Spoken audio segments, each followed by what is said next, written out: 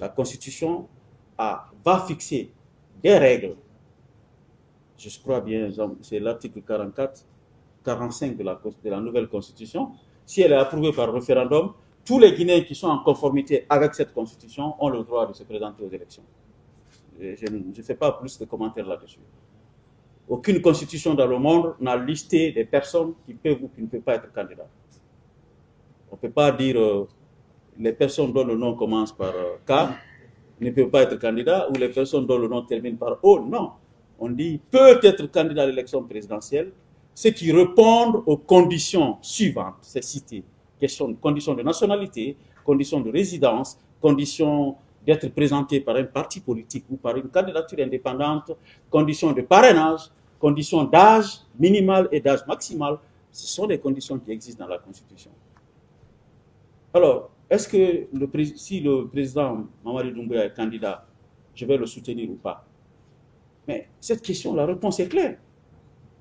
Je suis le président du Parlement de transition sur la base d'une confiance que le général Mamadi Doumbouya a placée en moi.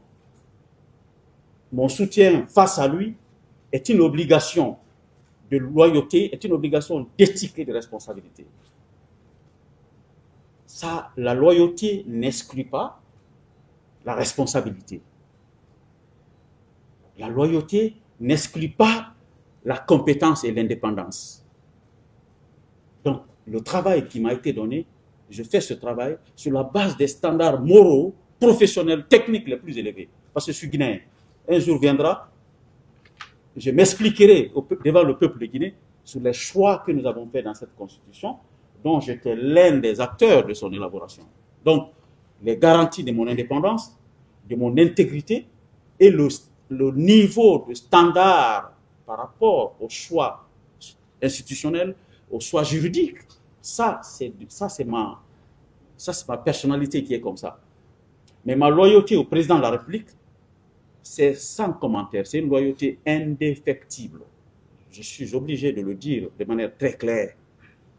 Parce que, écoutez, vous ne pouvez pas être président de l'Assemblée, de l'État, et développer un sentiment de belligérance ou un sentiment de manque de loyauté. Ceux qui le font, si c'est la politique qui justifie ça, non, c'est une erreur de personnalité. Mais ça ne veut pas dire qu'il ne peut pas avoir de contradiction. Ça ne veut pas dire qu'il ne peut pas avoir d'exigence en termes de respect, de limites, de relations des pouvoirs. Ça, la Constitution a défini ça, la Charte a défini ça et toutes les lois l'ont défini. Mais la loyauté et le soutien au chef de l'État, ses actions qui sont en phase avec sa mission et les textes en vigueur dans le pays, c'est une loyauté indéfectible. Et je ne connais pas encore si le président de la République sera candidat ou pas, je ne présage pas ça.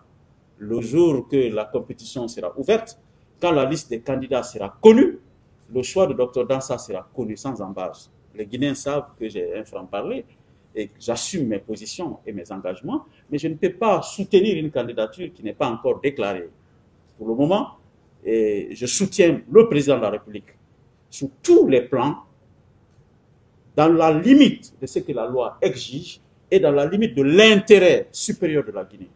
C'est un soutien indéfectible. Je crois que cette réponse est claire pour tout le monde. Monsieur le